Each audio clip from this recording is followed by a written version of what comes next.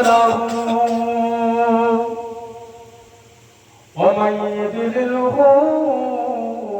فلا هادي له ونشهد أن سيدنا وحبيبنا ومولانا محمدا عبده ورسوله إن الله وملائكته يصلون على النبي يا أيها الذين آمنوا صلوا عليه وسلموا تسليما اللهم صل على مولانا محمد وعلى آل سيدنا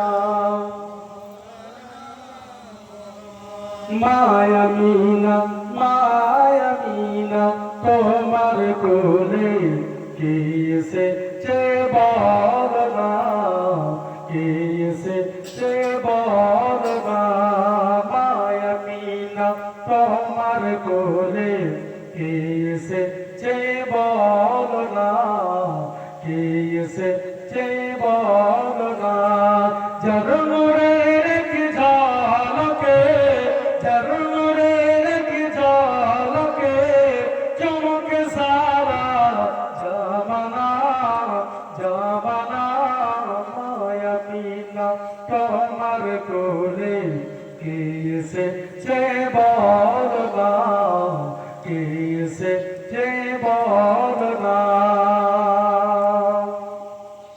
বারোই রবিউল আউয়ালে আসিল মা আমিনা কোলে আসিল মা আমিনা কোলে বারোই রবিউল আউয়ালে আসিল মা আমিনা কোলে আসিল মা আমিনা কোলে সিজদাতে মাথা রেখে সিজদাতে মাথা রেখে উম্মতের চাই কামনা কামনা মায়ামিনা তোমার কোলে কে এসেছে বল না কে এসেছে বল না আল্লাহুম্মা সাল্লি আলা সাইয়্যিদিনা মাওলানা মুহাম্মদ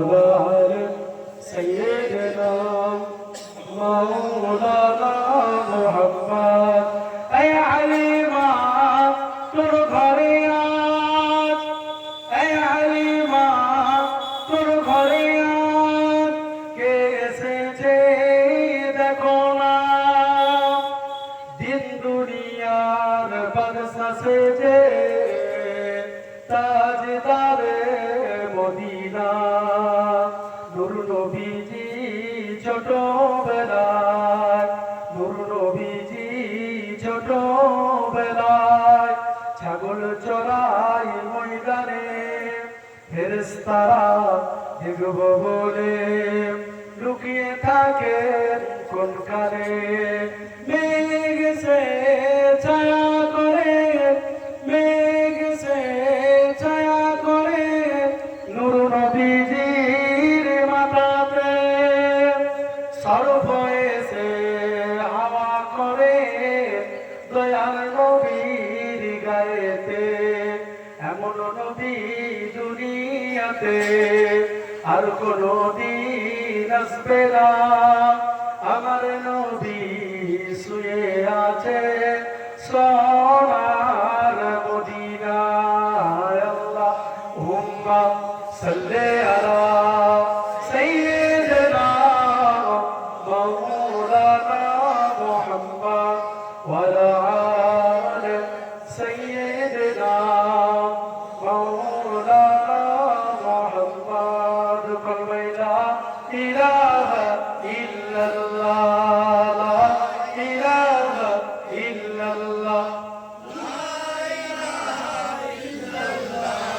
মুহাম্মাদুর রাসূলুল্লাহ হাসবি রাব্বি জাল্লাল্লাহ মা ফি কলবি গায়রুল্লাহ নূর মুহাম্মদ সাল্লাল্লাহ বলো লা ইলাহা ইল্লাল্লাহ লা ইলাহা ইল্লাল্লাহ লা ইলাহা ইল্লাল্লাহ মুহাম্মাদুর রাসূলুল্লাহ মুহাম্মাদুল্লাহ সুসময় মুহাম্মাদুল্লাহ সুসময় অকারণে কেন যায়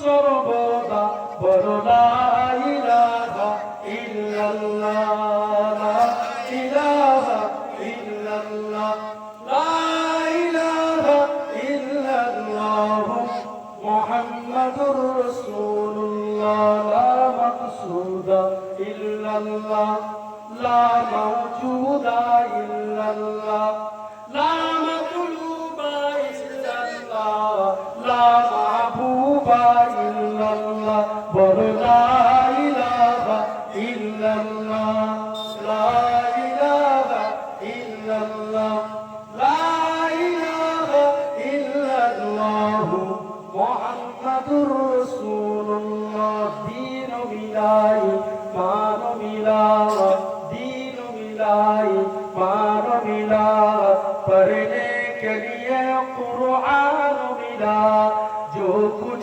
देने का था सब कुछ दिलवा दिया कमली वाले ने बोलो ला इलाहा इल्लल्लाह ला इलाहा इल्लल्लाह ला इलाहा इल्लल्लाह मुहम्मदुर रसूलुल्लाह सल्लल्लाहु अलैहि वसल्लम قال الله تعالى في كلامه المجيد وفي الفرقان الحميد لقد كان لكم في رسول الله أسوة حسنة قال النبي صلى الله عليه وسلم من أحب سنتي فقد أحبني ومن أحبني كان معي في الجنة प्यारे हाजिर আমার দিনদার ইমানদার নেককার আল্লাহওয়ালা আমার মুসল্লি বাবাজিরা আমার নওজওয়ান যুবক ভাইরা আমার মা বোনেরা আল্লাহ পাকের নিয়ামত এটা হচ্ছে রবিউল আউয়াল মাস বিশ্ব নবী দিবসের মাস আমরা সকলেই জানি এই মাস আসলে পারা মুসলমানদের হৃদয়ে হৃদয়ে অন্তরে অন্তরে একটা ভালোবাসা একটা ফুর্তি একটা আনন্দ আমাদের ভিতরে জেগে ওঠে আমরা সবে বরাতের চাঁদ আসে ঈদ আসে এতটা খুশি আমরা এই মাসে যে খুশিটা হয় অতটা খুশি ঈদও হয় না কেন বলুন যে নবীর জন্য ঈদ যে নবীর জন্য রোজা যে নবীর জন্য নামাজ যে নবীর জন্য 18,000 মাখলুকাত আল্লাহ সৃষ্টি করেন সেই নবীর ওসিলায় আল্লাহ পাক আমাদেরকেও পাঠালেন তাহলে সেই নবীর গুণকীর্তনটা গুণগান সে নবীর প্রশংসা নবীর মাকাম নবীর ইজ্জত নবীর শান নবীর মান এই রবিউল আউয়াল মাসে আমাদেরকে বাড়াবে এই লালপুর শ্যামবাজার কিন্তু লালপুর চিনেরা এক কথায় বলে শ্যামবাজার এত বড় একটা গ্রাম এক কথায় বলে শ্যামবাজার বলেছিলেন কিন্তু যে ভাগ আছে নাম আছে এত বড় একটি গ্রাম আমার নবীর উম্মতেরা বসবাস করে আল্লাহর বান্দারা সবাই নবীর প্রেমিক রসুলের ভালোবাসা নবীকে ধরে সবাইকে যেতে হবে রাস্তা নবী হলো আপনার আমার জন্য ঈমান আর নবী হলো আপনার আমার ইসলাম জুড়ে হবে না সুবহানাল্লাহ রসুল হলো ঈমান আর রসুল হলো ইসলাম আমরা মুসলমান কার জন্য নবীর জন্য আমরা ঈমানদার কার জন্য নবীর জন্য নবী না এলে তো আমরা মুসলমানই হতো আর ঈমানদারিও তো হতাম না নবীর জন্য তো আল্লাহ সব সৃষ্টি করেছে এই চাঁদ সূর্য পাহাড় পর্বত নদ নদী 18,000 মাখলুকাত সমস্ত কিছু আমার নবীর খাতিরে আল্লাহ সৃষ্টি করে সুন্দর করে দুনিয়াটা সাজিয়ে রেখেছে আল্লাহ পাক নবী দুনিয়া থেকে বিদায় নিয়েছে রাসূল দুনিয়া থেকে বিদায় নিয়ে রসুল আমার রওজা মুবারকে শুয়ে রয়েছে। নবী জিন্দা না মুর্দা? জোরে বলবেন, নবী জিন্দা না মুর্দা?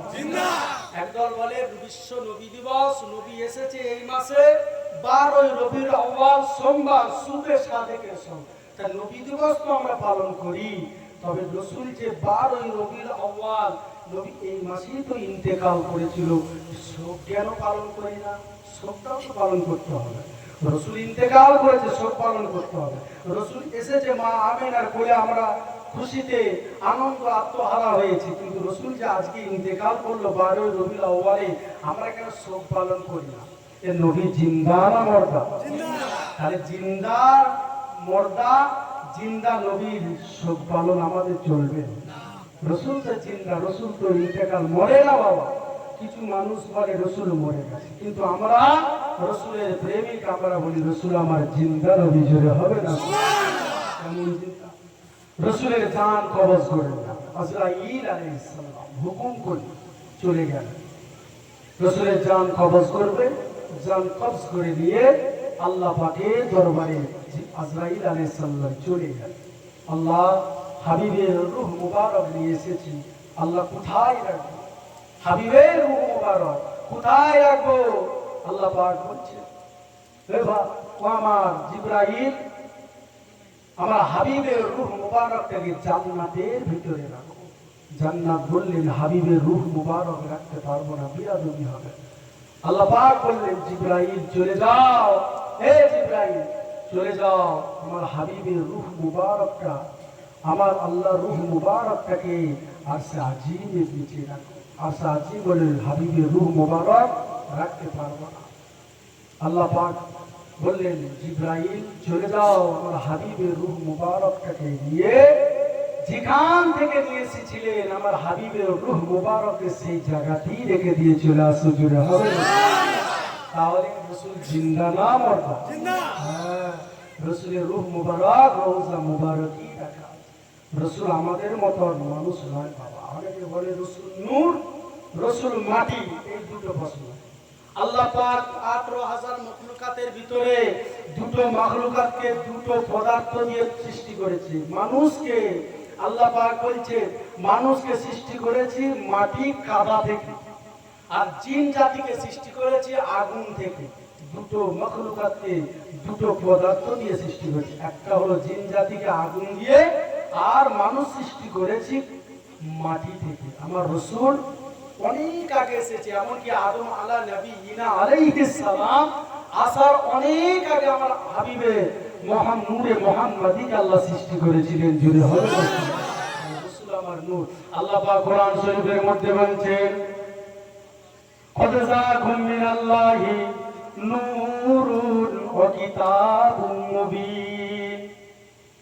ওয়া বান্দা বান্দিরা, দুনিয়ার জমিনে তোমাদের কাছে দুটো জিনিস পাঠিয়ে দিলাম, একটা হলো নূর, একটা হলো কিতাব। আল্লাহ পাক জানিয়ে দিলেন কদ জাআকুম মিনাল্লাহি নূরুন ওয়া কিতাবুম মুবিন, তোমাদের কাছে একটা কিতাব দিয়েছে, কিতাবটা হলো কোরআন শরীফ, নূরটা হলো আমার নবীর নূর। আল্লাহ পাক জানিয়ে দিলেন ও আমার বান্দা বান্দিরা, তোমরা জানো না মক্কা নগর অন্ধকার হয়ে রয়েছে। ঈসা নবীর পর থেকে নিয়ে আমাদের নবী পর্যন্ত যে জায়গাটা ফাঁকা ছিল, ওই জায়গা ওই সময়টাকে বলা হয় আইয়ামে জাইলিয়াতের যুগ। ওই সময়তে কোন নবী রাসূল না আসার কারণে অন্ধকার হয়েছিল। সেই সময়তে ব্যভিচার, অত্যাচার, রাজধানী, লুট, চিন্তায় বেড়ে গিয়েছিল। আল্লাহ পাক সহ্য না করতে পেরে আমরা হাবিবে পিয়ারাকে ওই মক্কা নগরে পাঠিয়েছিলেন। ওই আইয়ামে জাইলিয়াতের সময়ে আমার রসুলের নূর মুবারক রসুলকে আল্লাহ ওই মক্কা নগরে পাঠিয়েছে। তাহলে রসুল নূরের প্রতীক। তাহলে আমরা রসুলকে নূর মানি, নূরের উপরই আমরা বিশ্বাসী। বুঝতে পারছেন? আমরা নূর মেনে যদি জাহান্নামে যেতে চাই, আমরা জাহান্নামে যেতে রাজি। আর আমার রসুল আবার কোরআন শরীফে একটা আয়াত আছে দিন আনা বাসারুম মিসলুকুম ইউহা ইলাই, এটা আয়াত আছে। ওই আয়াতটাকে মানুষ ব্যাখ্যা করে রাসূল তো আমাদের মতো বাসার মানুষ, আমাদের মতন খায়, আমাদের মতো চলে, আমাদের মতো হাঁটা চলাফেরা করে, রাসূল তো আমাদের মতন, রাসূল তো আমাদের। আমরা দাঁড়াই সাহাবায়ে, ও নবী পাকের সাহাবারা, আমি আয়েশা একদিন বাড়ির ভিতরে ছুঁচ নিয়ে জামা সেলাই করেছিলাম। হঠাৎ করে লম্পটা নিভে গেল, ঘরটা অন্ধকার হয়ে গেল। আমার রাসূল দিন দুনিয়ার বাদশা হাবিবুল্লাহ জনাবে মুহাম্মদুর রাসূলুল্লাহ ঘরে প্রবেশ করলো। অন্ধকার ঘরটা নূরের আলোয় আলোকিত হয়েছিল। বলছেন আম্মা জানাইসা তিনার স্ত্রী, অনেক ব্যাপার বাবা। আমার রাসূলের আম্মা জানা আমিনা বর্ণনা করেন, ও দুনিয়ার মানুষ শুনে রেখে দেন, আমার হাবিব যখন আমার কোলে আসলো, আমি আমিনা জানিয়ে দিলাম, আমার নবী যখন মক্কা নগরে ঝুপড়ি ঘরের ভিতরে তাশরীফ আনলেন, নূর নবী দয়ার নবী যখন আমার ঝুপড়ি ঘরে তাশরীফ আনলেন, শুধু জেনে রেখে দেন, ইয়ামান বসরার বড় বড় রাজপ্রাসাদগুলো নবীর নূরে আলোকিত হয়েছিল, রাসূলের নূরে আলোকিত হয়েছিল। কে বলছে? আম্মা জান আমিনা বর্ণনা। রাসূলের অনেক ঘটনা বাবা, বিশ্ব নবী দিবসের চাঁদ বসেছে, তাই আপনাদেরকে একটা শোনালাম। আল্লাহ পাক রব্বুল আলামিনের দরবারে আমরা এতগুলো উম্মতে মুহাম্মাদি বসেছি। আমার রাসূল যখন ওয়াজ করতেন মদিনার মসজিদে নববী শরীফে, সাহাবারা রাসূল বসে থাকতেন, সাহাবারা রাসূলের দিকে তাকিয়ে বসে থাকতেন, রাসূল ওয়াজ করতেন, সাহাবারা বসে বসে শুনতেন, সাহাবারা বসে বসে শুনতেন। আজকে আমরা নামাজ পড়া ছেড়ে দিয়েছি, রোজা, ইসলামের উপরে আল্লাহ রাসূলের মহব্বত ভালোবাসা অন্তর থেকে আস্তে আস্তে মুছে যাচ্ছে। কেন বলুন? ইসরায়েল একটা দেশ, ওই ইসরায়েল এমন এমন জিনিস বাইর করাচ্ছে মুসলমানদের ইমানগুলোকে নষ্ট করে দেয়। এই মোবাইল ইমান খেয়ে নিয়েছে, আপনার ছেলে মেয়েদের পড়ালেখা খেয়ে নিয়েছে, বুঝতে পারছেন? টর্চ লাইট, আগে মুরব্বীরা টর্চ লাইট দিয়ে রাস্তায় বার হতো, এখন আর লাইট উঠে গেছে, দেখবেন ফ্লাশ। দেখবেন এই মোবাইল বেরিয়ে বাড়িতে যে টিভি রেখেছিল টিভিগুলো মাশাআল্লাহ করে উঠে গেছে, মোবাইল বেরিয়ে গেছে, বুঝতে পারছেন? আর এই মোবাইল বেরিয়ে ছেলে মেয়েদের লেখাপড়া এবং ইমানগুলোকে শেষ করে ফেলেছে, বুঝতে পারছেন? এই মোবাইলটা রাখতে গেলে তাকওয়ার উপরে রাখা হয়, তুমি যেদিকে ব্যবহার করবে সেদিকে যাবে, বুঝতে পারছেন? তাহলে ওই ইসরায়েল মুসলমানদের ইমান কিভাবে নষ্ট করা যায় সেই রকম চক্রান্ত শুরু করেছে, আর আমরাও তাদের উপরে ভরসা করে বসে আছি। রাসূলের মহব্বত, রাসূলের ভালোবাসা, রাসূলের আদর্শ আমাদের ভেতর থেকে আস্তে আস্তে উঠে যাচ্ছে বাবা। মরতে সবাইকে হবে, মরে আমরা সবাই যাব, দুনিয়া থেকে বিদায় সবাই নিয়ে চলে যাব। এখানে যতগুলি মানুষ বসে আছেন কেউ বাঁচবে না বাবা, সবাই চলে যাব আল্লাহ কাছে আস্তে আস্তে ছাড়া। আল্লাহ পাক বলছেন কুল্লু নাফসিন যায়িকাতুল মাউত, দুনিয়া থেকে বিদায় নিয়ে আমাদেরকে চলে যেতে হবে। ইসলাম এসেছে গরিবি হালাতে, ইসলাম চলে যাবে আস্তে আস্তে আস্তে আস্তে লিপে মদিনা শরীফে শেষ হয়ে যাবে।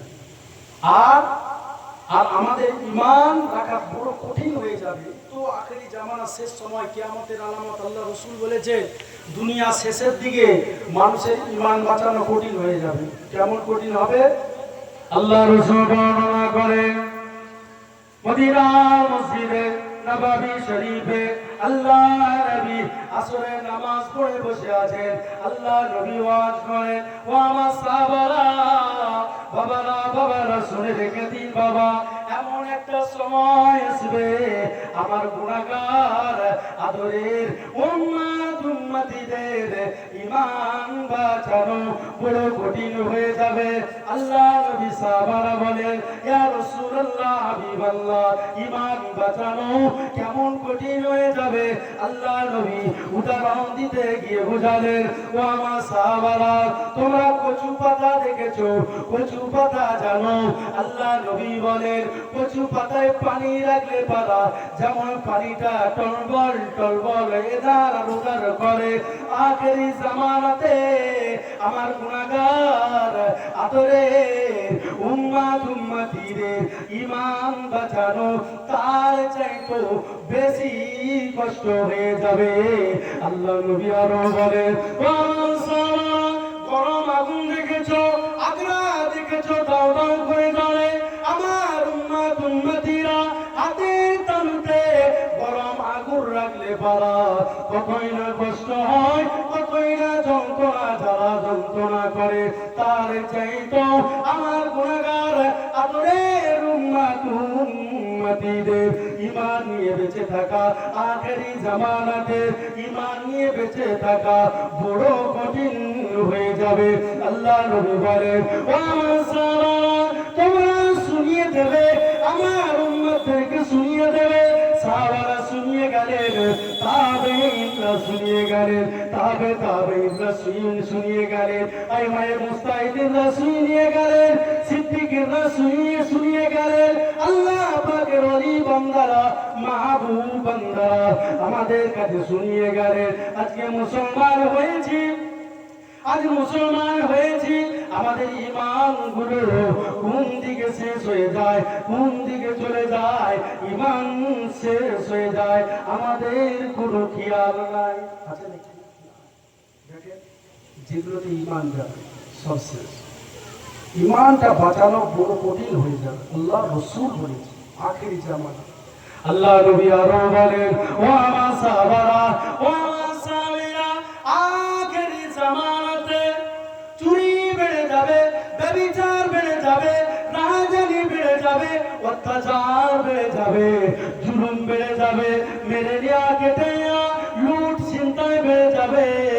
আমার গুনাহগার গরীব উম্মত উম্মতিরা কার কাছে যাবে, কার কাছে যাবে, কোথায় যাবে, কার কাছে যাবে? আমার গুনাহগার গরীব উম্মত উম্মতিদের উপরে জুলুম অত্যাচার শুরু হয়ে যাবে। আমি নবী জানিয়ে দিলাম, সেই সময়তে কষ্ট করে খাব্বাবের মতন, সুমাইয়ার মতন, বেলালের মতন তোমরা যদি ঈমানকে জড়িয়ে ধরো, ঈমানকে যদি মজবুত করে জড়িয়ে ধরো, আল্লাহ পাক তোমাদের জন্য আল্লাহর রহমতের দয়ার জান্নাত খুলে রেখে দেবে। যদি হবে না সুবহানাল্লাহ, সেই রকম মজবুত ঈমান করতে হবে, বেলালের মতন, খাব্বাবের মতন, সুমাইয়ার মতন ঈমান মজবুত করতে, তবেই তো তোমরা জান্নাতের আশা পাবে। আমি নামাজও পড়ি, চুরি করি, নামাজও পড়ি, রোজা রাখি, মাথায় টুপি মুখে নাই, নামাজও পড়ি, জিনাও করি, নামাজও পড়ি, জমির আল কাটি, নামাজও পড়ি, আমি লুট ছিনতাই করি, নামাজও পড়ি, লোকের চগলখড়ি করি। আল্লাহ পাক তোমার ইবাদত আসমানের উপরে উঠবে না বান্দা। ও আল্লাহ পাকের বান্দা বান্দিরা, ওই তোমার ইবাদত প্রথম আসমানে ঝুলে রয়ে যাবে। ওই ইবাদত কিয়ামতের ময়দানে আল্লাহ পাক রব্বুল আলামিন তোমাদের মুখে ছুঁড়ে ছুঁড়ে মারা হবে। ওই ইবাদতগুলো মুখে ছুঁড়ে ছুঁড়ে মারা হবে কিয়ামতের দিন। কি হলো? আমি তো নামাজ পড়েছিলাম, সব তো করলাম, কেন আমাদের কাছে? আল্লাহ পাক বললেন, ও আমার ফেরেশতা, ওই বান্দার আমলনামার খাতা থেকে যখন আমলনামা নিয়ে আসা হবে, আমলনামা থেকে দুর্গন্ধ বার হবে, নামাজ বন্ধ, রোজাও বন্ধ, ইবাদতটা বন্ধ ছাড়বে, দুর্গন্ধ ছাড়বে। আল্লাহ পাক বলবে, দুর্গন্ধময় ইবাদত আমল আমার দরবারে কবুল হয় না, ওই ইবাদত ফেলে দেন, ওই ইবাদত ছুঁড়ে ফেলে দেন। আল্লাহ পাক রব্বুল আলামিন বান্দার আমলনামা খুলে দেখবে, বান্দা নামাজও পড়েছে, মানুষের ক্ষতি করেছে, নামাজও পড়েছে, লুট ছিনতাই করেছে, নামাজও পড়েছে, চগলখড়ি করেছে, মানুষের ক্ষতি করেছে, আল্লাহ পাক বলেন ওই লোকটা খালি ইবাদত আমার দরবারে কবুল হয় না। আল্লাহ পাক কোরআন শরীফের মধ্যে বলেছেন, কি বলে, ফাওয়াইলুল লিল মুসাল্লিন, তোমরা লোক দেখানি নামাজ পড়ো না, নামাজ পড়ো না, ওই নামাজ আমার দরবারে কবুল হবে না, হবে না, ওই নামাজ আল্লাহ দরবারে কবুল হবে না। সব লোক দেখো করো, আল্লাহ রাসূল যেভাবে বলেছেন হাদিস শরীফে, সাল্লু কামা রাআইতুমুনি উসাল্লি, তোমরা নামাজ পড়ো আমি নবী যেভাবে নামাজ পড়েছি আমার মতো নামাজ পড়ো, আমার সাহাবাদের মতো নামাজ পড়ো, ওই নামাজ আল্লাহ দরবারে কবুল হয়ে যাবে। বুঝতে পারছেন বাবা? মানলে মানার মতো মানো, নাহলে ছেড়ে দাও। মানলে মানার মতো মানো, নাহলে ছেড়ে দাও। আল্লাহ পাকের দরবারে আমি নামাজও পড়বো, টুপি পরে যখন মানুষের কোনো ক্ষতি করবো না, আল্লাহ বেশি নারাজ হয়ে যায়। এই টুপিটা সুন্নত, জুব্বাটাও সুন্নত, দাড়িটাও সুন্নত। তুমি টুপি জুব্বা দাড়ি রেখে যখন খারাপ কাজ করবে, তখন আল্লাহ এগুলোর ইজ্জতের খাতিরে তোমার উপর আল্লাহ বেশি নারাজ হয়ে যায়। বুঝতে পারছেন? কষ্ট যারা করেছে তাদের থেকে শিক্ষা নেই। এক একটা সাহাবার জীবন পড়বে, চোখ দিকে পানি বেরিয়ে যাবে। হযরত বেলালের নাম শুনেছেন, কালো বেলাল, এত কালো ছিল। হাবশী বেলাল, হাবশী দেশের মানুষ, উমাইয়ার ঘরে গোলাম ছিল। যেমন আমাদের পাড়া গ্রাম অঞ্চলে বলে বাগাল, বলা বাগাল খাতে, তখন আরবে বলা হতো গোলাম। হযরত বেলাল ছিল হাবশী দেশের মানুষ, কুৎসিত কালো, এত কালো ছিল, দেখতে কালো।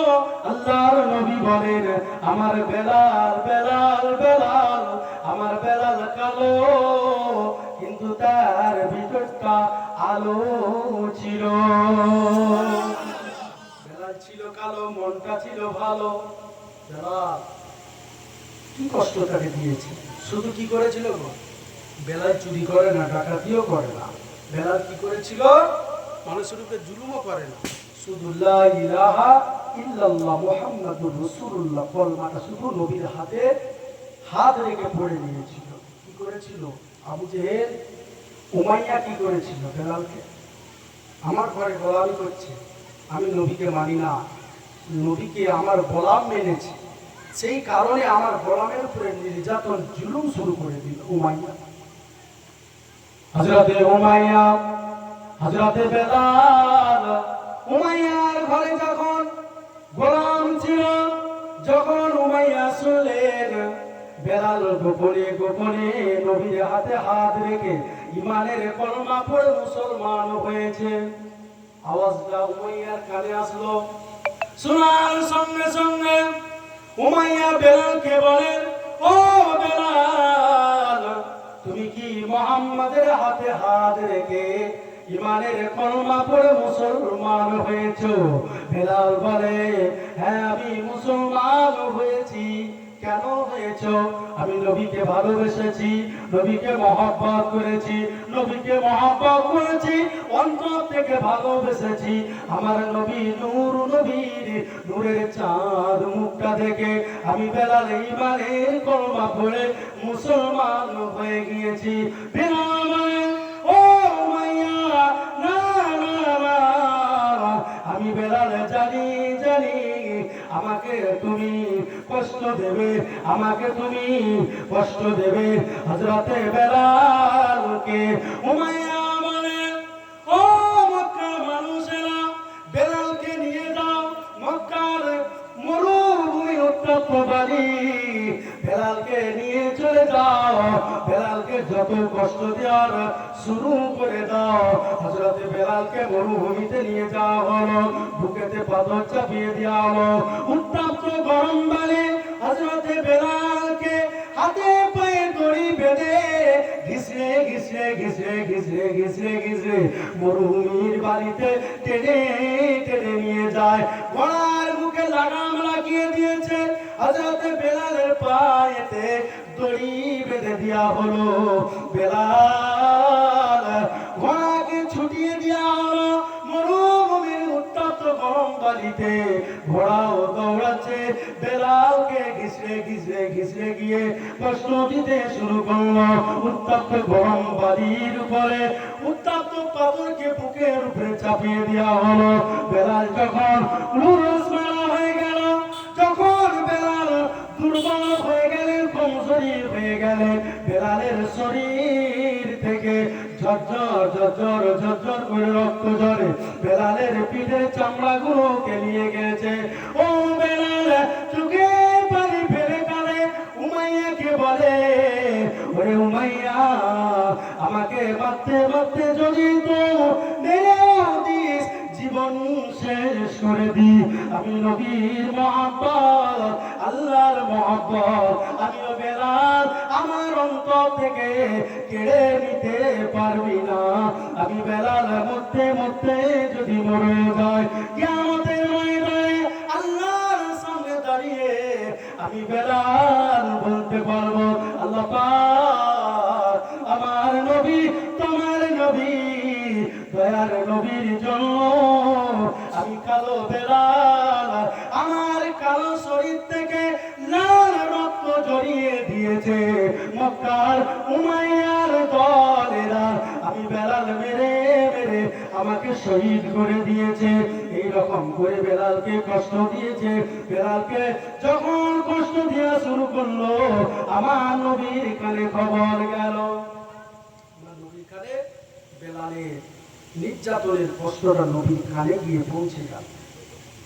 হযরতে আবু বকরকে নবী ডাকলেন, বাবা আবু বকর, দেখো তো মক্কাতে আমার বেলালকে উমাইয়া কষ্ট দিচ্ছে, বাবা যাও তো কিছু টাকার বিনিময়ে আমার বেলালকে তুমি কিনে নিয়ে চলে এসো, গোলামকে আজাদ করে নিয়ে চলে আসো। হযরতে আবু বকর গেলেন, গিয়ে 2 দিরহাম টাকা দিয়ে হযরতে বেলালকে উমাইয়ার কাছ থেকে কিনে নিয়েছে।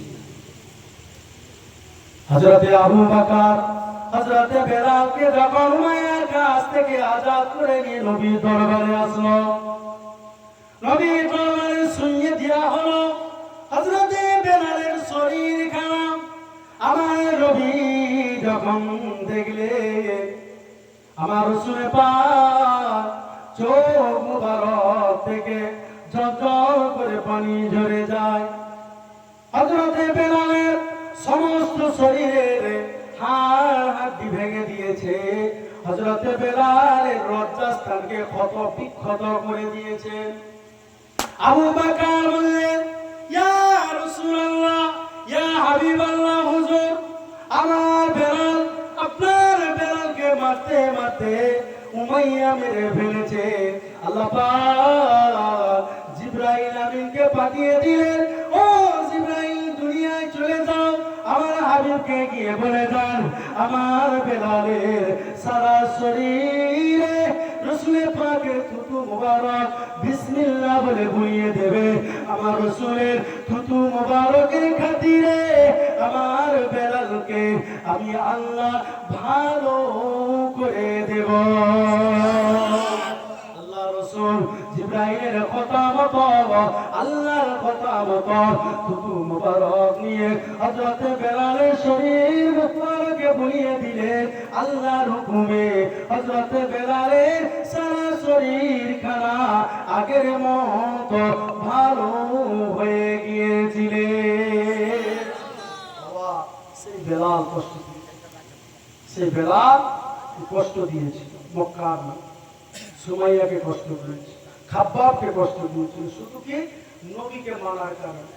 আমরা মুসলমান হয়েছি, নবীকে চোখে দেখি নাই, নবীর সহবতে বসি নাই, নবীকে চোখে দেখি নাই, নবীর সহবতে বসি নাই। ও মুসলমান ঘরের ছেলেমেয়েরা, ও মুসলমানের যুবকেরা, আল্লাহ পাকের দরবারে শুকরিয়া আদায় করো। আমরা নবীকে দেখি না, নবীর সহবতে বসি না, বাপ ইসলাম মুসলমান, আমিও মুসলমান, মাও মুসলমান, আমিও মুসলমান, ইসলাম পেয়েছি, মুসলমান বলে দাবিও করেছি। আল্লাহ পাকের দরবারে শুকরিয়া আদায় করুন। আমাদের উপরে ওই মক্কার মতন নির্যাতন আসে না, আমাদের উপরে নির্যাতন আসে না। কিন্তু বাবা বর্তমান যা সময় চলছে মুসলমানের খুব ভয়াবহ অবস্থা। শুধু আমাদেরকে ইমান মজবুত করে আমরা আল্লাহ থেকে দূরে সরেছি, নবী থেকে দূরে সরে গেছি। আজ আমাদের এই জন্য আমাদের হাল এরকম হয়ে গেছে। আগেকার মায়েরা বোনেরা মাগরিবের পরে দেখতেন কোরআন শরীফ তেলাওয়াত করতেন, জিকির আজকার করতেন। মুসল্লি বাবাজিরাও দেখতেন জিকির করতেন, কোরআন শরীফ মসজিদে পড়তেন। সব উঠে গেছে। চা দোকানে বসে বসে আড্ডা মার, হ্যাঁ চা খাওয়ার প্রয়োজন আছে, চা দোকানে যান, যেতে মানা করবো না। চা দোকানে যাবেন, চা খাবেন, খেয়ে বাড়িতে আসবেন, এসে নামাজ উজুটা করে নামাজ পড়ে তো আল্লাহ আল্লাহ করে যান, মানা করি না। তবে রসুলের আদর্শে আদর্শিত হয়ে চলতে হবে। শিরিক করো না। আল্লাহ দরবারে শিরিকের গুনাহ আল্লাহ মাফ করবে না। আশরিক যুলমুন আযীম, আল্লাহ বলছে শিরিকের গুনাহ আমি মাফ করি না। শিরিক করা চলবে না। বুঝতে পারছো বাবা? একমাত্র আমার আল্লাহকে সিজদা দিতে হবে আর আমার আল্লাহকে মানার মতো মানতে হবে। বুঝতে পারছি? আল্লাহ আল্লাহ রসুল ছাড়া পৃথিবীর জমিনে কেউ তোমার আপন হবে না। মাথায় রাখবে। কিয়ামতের দিন তোমার মা হবে না, তোমার আব্বা হবে না, তোমার ছেলে, তোমার মেয়ে, তোমার আত্মীয় স্বজন কেউ তোমার কাছে আসবে না। হ্যাঁ, তোমার পীর মাসে একজন তোমার সহযোগিতা করবে না কিয়ামতের দিন। একমাত্র আমার রসুল পাকের শাফাআত ছাড়া আল্লাহ দরবারে কারো দোয়া কবুল হবে না। অন্যান্য নবী আলাইহিস সালামদেরও দোয়া কবুল হবে না। আমার আল্লাহ পাক রব্বুল আলামিন আল্লাহ দরবারে নবী আলাইহিস সালামের দোয়া ছাড়া কিয়ামতের ময়দানে কারো দোয়া কবুল হবে না। বুঝতে পারছেন? আল্লাহ পাক কি বলেছেন? নবীকে কাউসার দান করেছেন।